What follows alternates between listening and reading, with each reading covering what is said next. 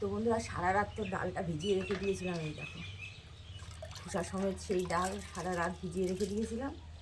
এখন এই যে এইভাবে করে ভালো করে একটুখানি কষলে নেবো, নিয়ে তারপরে জল দিয়ে ভালো করে ধোবো, দেখবা সব খোসা, এই দেখো সব এমনি এমনি খোসা ছাড়িয়ে যাচ্ছে। এই দেখো এরকম হাতে একটুখানি মানে করলে পরে কষলালে পরে উঠে যাবে খোসা।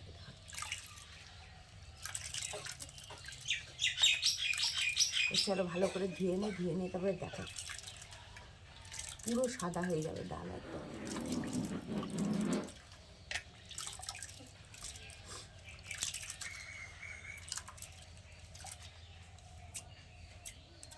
ভালো করে কলের থেকে আগে ধুয়ে নিয়ে আসি ভালো করে। ডাল ধোয়া আমার কমপ্লিট। এই দেখো কয়েকটা আস্তে আস্তে ডালের গায়ে খোসা আছে, তাছাড়া ডাল ধোয়া কমপ্লিট হয়ে গেছে। এই দেখো এতক্ষণ বসে ডাল ধুয়ে নিয়ে আসলাম, অনেকটা সময় লাগলো ডাল ধুতে। পুকুর হলে বেশ ভালো ধোয়া যায়, কিন্তু এখন তো আর পুকুরে কেউ কাজ করে না। ডাল ধোয়া কমপ্লিট, তো চলো টাটা।